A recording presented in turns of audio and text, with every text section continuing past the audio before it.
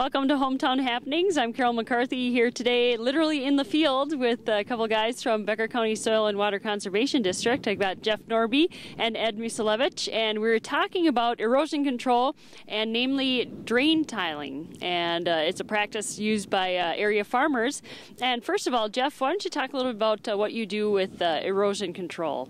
Well, our objective is to control erosion. In this case, we're looking at gully erosion, where surface water erosion has caused gullies anywhere from a foot deep to 10 feet deep. Okay. And so we, again, our objective is to stabilize that soil and prevent runoff, soil sediment from ending up in surface water. So. And it's typically in agriculture fields?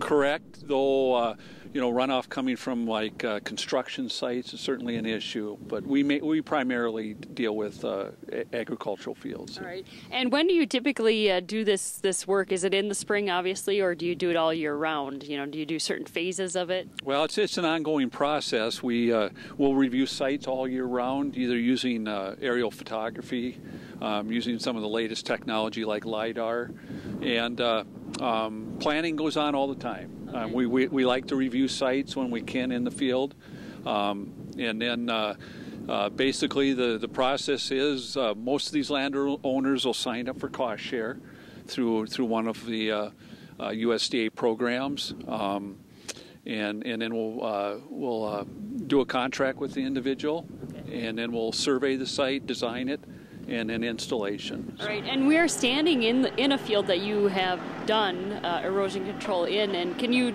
describe this field before you did this? Yeah, behind us there was it's a relatively small watershed or drainage area contributing to this gully, but we estimate probably 3 acres that was contributing here.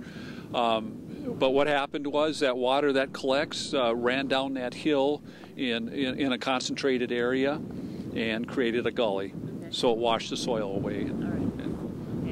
All right, I'm here in Detroit Lakes, rural area, and we're standing in the middle of a field talking to Jeff Norby and Ed Musilevich from Becker County Soil and Water Conservation District, talking about erosion control and also some of the components of erosion control. And Ed, I wanted you to talk a little bit about drain tiling. I know a lot of farmers in the area are using this as part of it, and I'm going to have you tell us a little bit about it, and then you're going to kind of go through the process of drain tiling. Sure.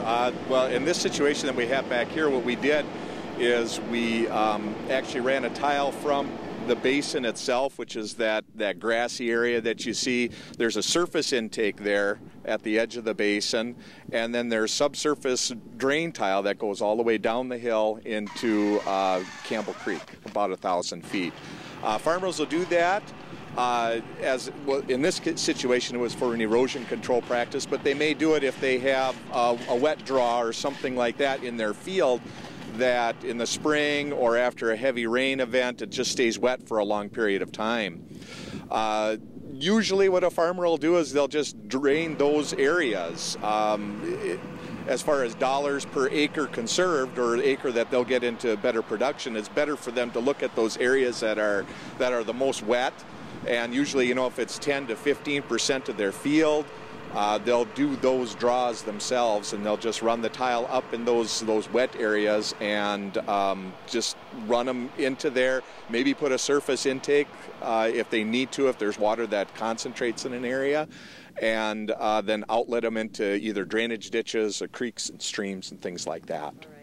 Ed Musilevich and Jeff Norby are with Becker County Soil and Water Conservation District today on Hometown Happenings on TV3. I'll be back with more after this.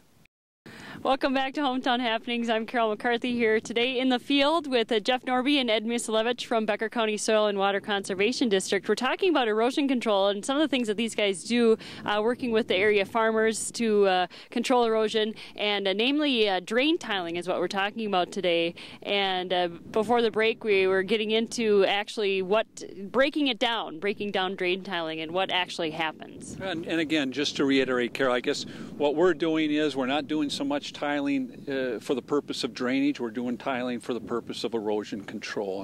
And the main components of this particular practice, which is a water and sediment control basin, as Ed reiterated, or just to reiterate what Ed had said, would be we've got a surface intake.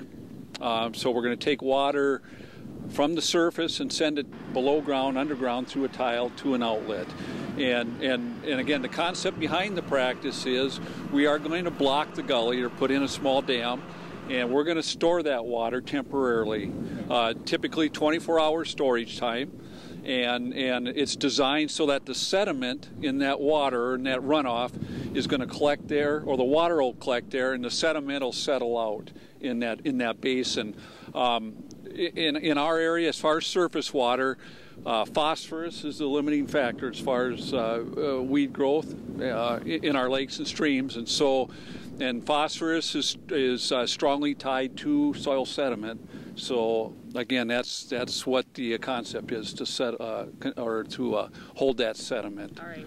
Okay, and how long of a process is this? How long does it take? I suppose it depends on the field and the project. Yeah, generally speaking, I guess it's a good year process to get everything done, from surveying the site, designing the site, and then we review the plans initially with the landowners. We put final plans together, and then the landowner themselves on these projects are the ones that hire contractors, and then Jeff or myself will be the people that will be out there making sure that the project is done according to plan. So if a landowner comes in today and wants to do a project on their property, we probably be looking down the road at least a year, if not a little bit longer, to get all of the planning done, all of the funding in line, and then get the practice on the land. So is this something you do once and then it's done, or is it constant monitoring? Well, yes, it is constant monitoring, because things can happen. Last year we had some huge storm events where we had some damage to some of our practices. Like Jeff said, we try to store water for a 24-hour period. And generally what we look at is about a 4-inch rainfall event. So if we have about 4 inches of rain over 24 hours, these structures are going to handle that whole rain event.